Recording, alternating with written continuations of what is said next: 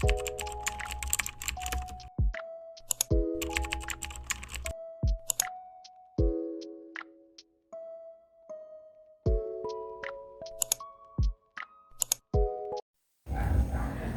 Swastiastu. Halo, perkenalkan nama saya Komang Nila Sri Mertadi dengan NIM 2211041001. Saya merupakan mahasiswa program studi pendidikan guru pendidikan anak usia dini semester 6A. Nah, pada video kali ini saya akan menjawab 5 pertanyaan mengenai pola asuh orang tua yang tidak sesuai untuk memenuhi tugas mata kuliah problematika anak usia dini. Nah, baik, langsung saja ke pertanyaan yang pertama, yaitu jenis pola asuh orang tua yang umum diterapkan dalam keluarga. Nah, di sini ada 4 pola asuh yang umum diterapkan dalam keluarga, yaitu yang pertama ada pola asuh otoriter. Nah, pola asuh otoriter ini di mana orang tua menetapkan aturan yang ketat dan menuntut kepatuhan tanpa banyak diskusi kepada anak. Yang kedua ada pola asuh otoritatif. Nah, dalam pola asuh otoritatif ini orang tua lebih tegas tetapi tetap responsif terhadap kebutuhan anak dan memberikan ruang untuk diskusi kepada anak. Yang ketiga ada pola asuh permisif. Nah, orang tua yang menerapkan pola asuh permisif ini cenderung memberikan anak melakukan apapun tanpa banyak aturan atau konsekuensi.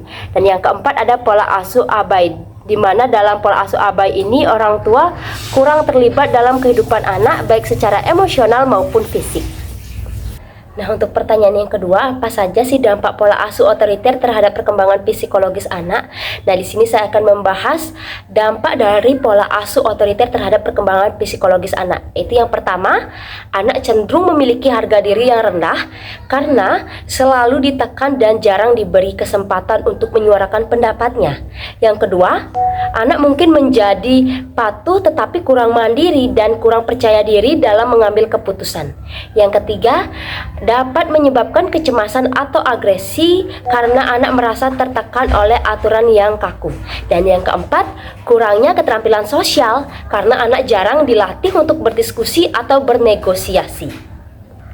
Baik, pertanyaan ketiga, mengapa sih pola asuh permisif dapat menyebabkan anak sulit beradaptasi dengan aturan sosial? Nah, alasannya yang pertama itu anak tidak terbiasa dengan batasan dan konsekuensi sehingga sulit mengikuti aturan di sekolah atau lingkungan sosialnya.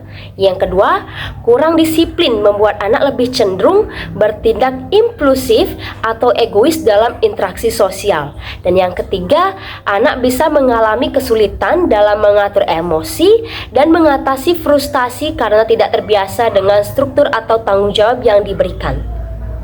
Pertanyaan yang keempat, faktor apa saja sih yang menyebabkan orang tua menerapkan pola asuh yang tidak sesuai? Nah, baik, di sini saya akan menjelaskan faktor yang menyebabkan orang tua menerapkan pola asuh yang tidak sesuai kepada anak mereka. Yang pertama, pengaruh pola asuh yang dialami sebelumnya. Nah, mungkin orang tua yang menerapkan pola asuh yang tidak sesuai ini meniru pola asuh dari orang tua mereka sendiri, sehingga mereka menerapkannya kepada anak mereka. Yang kedua, kurangnya pengetahuan tentang parenting. Nah, mungkin orang tua tidak memahami dampak jangka panjang dari pola asuh yang mereka terapkan. Yang ketiga, kondisi stres atau tekanan ekonomi. Nah, orang tua yang stres mungkin kurang sabar atau tidak memiliki energi untuk mengasuh anak dengan baik. Yang keempat, lingkungan sosial dan budaya. Nah, norma sosial di sekitar bisa juga mempengaruhi cara orang tua mendidik anak. Yang kelima, kepribadian orang tua, di mana orang tua yang terlalu cemas atau terlalu santai bisa saja mempengaruhi cara mereka menerapkan aturan. Nah, baik, untuk pertanyaan yang terakhir, yaitu pertanyaan kelima, bagaimana cara memperbaiki pola asuh yang kurang tepat agar lebih sesuai dengan kebutuhan anak?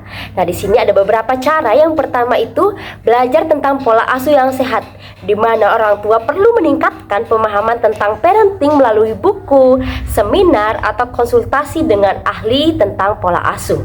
Yang kedua, menerapkan komunikasi yang terbuka, di mana orang tua perlu mendengarkan kebutuhan anak dan membangun hubungan yang lebih positif kepada anak. Yang ketiga, menyesuaikan aturan dengan kebutuhan anak, di mana orang tua perlu menyeimbangkan disiplin dengan kasih sayang agar anak merasa aman tetapi tetap memiliki batasan yang jelas. Yang keempat, mengelola emosi sebagai orang tua, di mana orang tua perlu menghindari pola asuh yang dipengaruhi oleh stres atau emosi negatif. Yang kelima, melibatkan anak dalam pengambilan keputusan, di mana orang tua perlu memberikan anak kesempatan untuk belajar bertanggung jawab dan juga berpikir mandiri.